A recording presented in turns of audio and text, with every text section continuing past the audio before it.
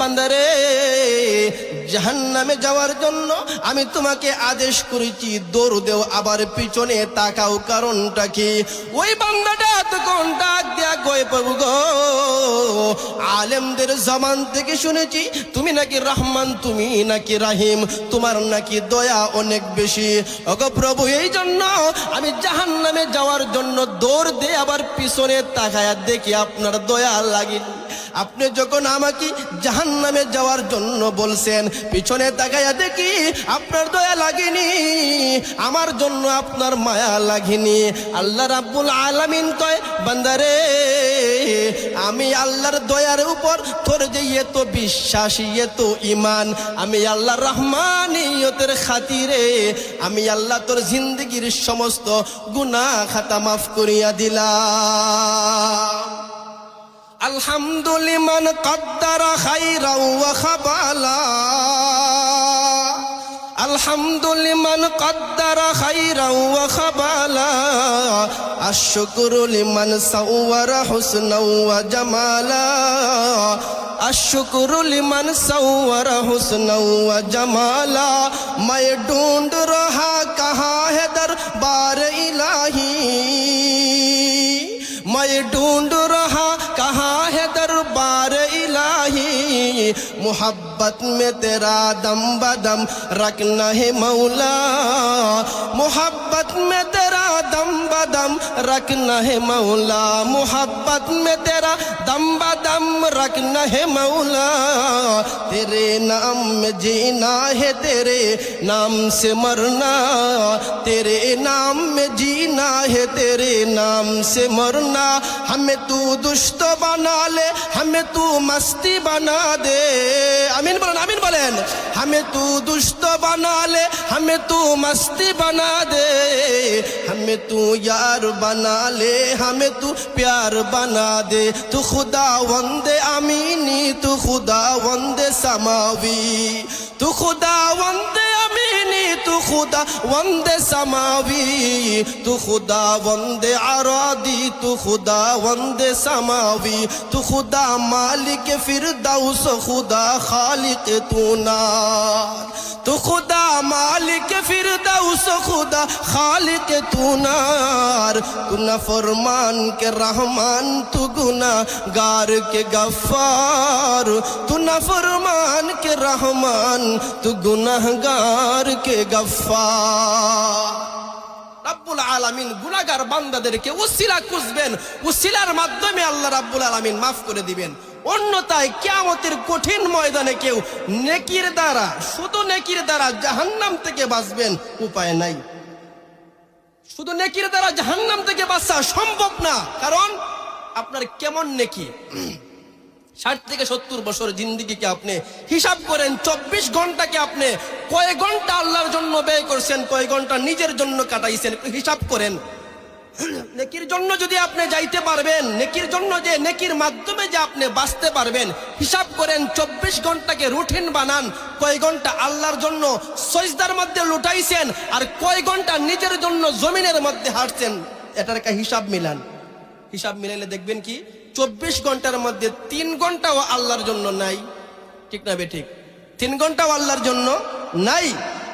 কিয়ামতের কঠিন ময়দানে আল্লাহ রাব্বুল আলামিন একটা নেককার ব্যক্তি, নেকি বেশি করনেওয়ালা একজন ব্যক্তিকে আল্লাহ হাজির করবেন। ওই ব্যক্তির নেকির পরিমাণ কত জানেন?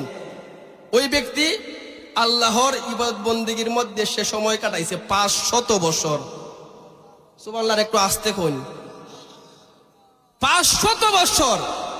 আমার আপনার হায়াতই তো 60 থেকে 70 বছর।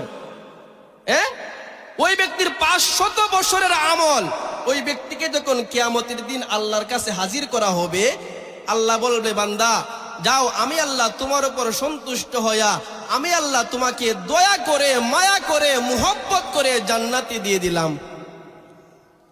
ওই 500 বছর ব্যক্তি, আমল করনেওয়ালা ব্যক্তি কয়, ও আল্লাহ এটা কি বললেন, আমার যুক্তিতে মিলল না। ওই 500 বছর আমল করনেওয়ালা ব্যক্তি আল্লাহকে বলে, আল্লাহ আপনার কথার সঙ্গে আমার যুক্তি মিলল না। কেন? আমল করলাম 500 বছর, আপনি আমাকে দয়ার দ্বারা জান্নাতে দিবেন, এটার কারণ কি? আমি তো আমলের দ্বারাই জান্নাতে যাইতে পারি। চিন্তা করছেন? আমি তো আমলের দ্বারাই জান্নাতে যাইতে পারি, আপনি দয়ার দ্বারা জান্নাতে দিবেন কেন? আল্লাহ বলে কথা সত্য।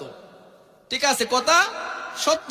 তাহলে একটা পরীক্ষা হোক, আমি আল্লাহ যে 7 আসমান জমিন বানাইলাম, আমি আল্লাহ যে কত কিছু বানাইলাম, নিয়ামতরা যে দিলাম, ইহার একটু বোঝারও প্রয়োজন, হিসাব নিকাশেরও প্রয়োজন। যাও তুমি কিয়ামতের মাঠটা একটু ঘুরে আসো, কিয়ামতের ময়দানটা একটু চক্কর দেও, ঘুরো। সুবহানাল্লাহ বলেন না? আর একটু জোরে বলেন না? আল্লাহ রাব্বুল আলামিন ওই ব্যক্তিকে যখন বলবে কিয়ামতের দিন কিয়ামতের মাঠটা ঘোরার জন্য, ওই ব্যক্তি কিয়ামতের মাঠ ঘোরার জন্য বের হবে। কিছুক্ষণ হাঁটার পরে ওই ব্যক্তিটা পিপাসার্ত হয়ে যাবে, তৃষ্ণার্ত হয়ে যাবে। আমার ভাইরা, এই তৃষ্ণাটা যেমন তেমন তৃষ্ণা হবে না, তৃষ্ণাটা স্বাভাবিক কোনো তৃষ্ণা হবে না। আমাদের জমিনের মধ্যে আমরা আসি বৈশাখ মাসে, আমাদের পানির পিপাসা কেমন লাগে? বৈশাখী যারা বৈশাখের কাজ করেন, কি পরিমাণ পানির পিপাসা লাগে। কিয়ামতের কঠিন ময়দানে মাথার আধ হাত উপরে থাকবে সূর্যটা, জমিনটা থাকবে তামার জমিন। বন্ধুগো, বিষয়টা স্বাভাবিক বিষয় না, সময়টাও স্বাভাবিক সময় হবে না। রব্বুল আলামিন ওই ব্যক্তিকে যখন বলবে যাও কিয়ামতের মাঠটা ঘুরে আসো, কিয়ামতের মাঠটা পরিদর্শন করো, বান্দা যখন কিছুক্ষণ হাঁটবে, কিছুক্ষণ হাঁটার পরে পানির পিপাসা লাগবে, তৃষ্ণা লাগবে। নাই নাই নাই, পানির কোনো ব্যবস্থা নাই। চতুর্দিকে খুঁজবে, কোনো পানির ব্যবস্থা নাই, পানি পাওয়া যায় না। কে গো তুমি আমাকে কেউ আছো কি যে পানি খাওয়াইয়া, পানি পান করাইয়া তৃষ্ণাটা নিবারণ করবে? ওই দূর দেখা যায় কে যেন 1 গ্লাস পানি নিয়ে দাঁড়িয়ে আছে। তখন ওই ব্যক্তি বলবে, কে গো দাও না আমাকে তোমার 1 গ্লাস পানি, দেও না, আমার পানির পিপাসা লাগছে, আমার তৃষ্ণা লাগছে, তৃষ্ণাটা নিবারণ করে। ওই পানিওয়ালা ব্যক্তিটা তখন ডাক দিয়া বলবে, না, কিয়ামতের কঠিন ময়দানে কোনো মানুষকে বিনিময় ছাড়া কোনো জিনিস দেওয়া হবে না, দেওয়া যায় না। এটা দুনিয়া না রে বন্ধু, এখানে চাইলে যে কোনো জিনিস পাওয়া যায় না, বিনিময়ে দিতে হয়। বলো না গো কি দিতে হবে, কিসের বিনিময়ে পানি দিবে? তখন ওই পানিওয়ালা ব্যক্তিটা ডাক দেয়, কই বন্ধু, যদি পানি পান করতে চাও তাহলে ইহার বিনিময়ে নেকি দিতে হবে। বলো না গো কি পরিমাণ নেকি দিতে হবে? পানিওয়ালা ব্যক্তি বলে, আরে ভাই শোনো, যদি পানি পান করতে চাও তাহলে তোমার জিন্দেগির 250 বছরের আমল দিতে হবে। যদি 250 বছরের আমল আমাকে দিয়ে দাও, ইহার বিনিময়ে আমি তোমাকে 1 গ্লাস পানি দিব। 1 গ্লাস পানির বিনিময়ে কয়দিনের আমল? জুড়ে বলেন, কয়দিনের আমল? 250 বছরের আমল। ওই ব্যক্তিটা যখন পানিওয়ালা ব্যক্তিকে ডাক দেয়, বলবে, বাইরে কলিজা ফাটা পিপাসা, আমার কলিজা ফেটে যাইতেছে, পানির পিপাসায় জীবন চলে যায়। আরে ভাই শুনো, 250 বছরের আমল নিয়ে নাও, তারপর 1 গ্লাস পানি আমাকে দেও। 1 গ্লাস পানির বিনিময়ে 250 বছরের আমল দিয়ে দিবে। আমার ভাইয়েরা, ওই ব্যক্তিটা 250 বছরের পানি আমলের বিনিময়ে 1 গ্লাস পানি পান করার পরে আবার সামনে কিছুক্ষণ হাঁটবে। সামনে কিছুক্ষণ হাঁটার পরে তখন আবার ওই ব্যক্তিটা তৃষ্ণার্ত হয়ে যাবে, পানির পিপাসা লাগবে। কে গো আমাকে দাও না 1 গ্লাস পানি, দাও না, আমার পানির পিপাসা লাগছে, তৃষ্ণা লাগছে।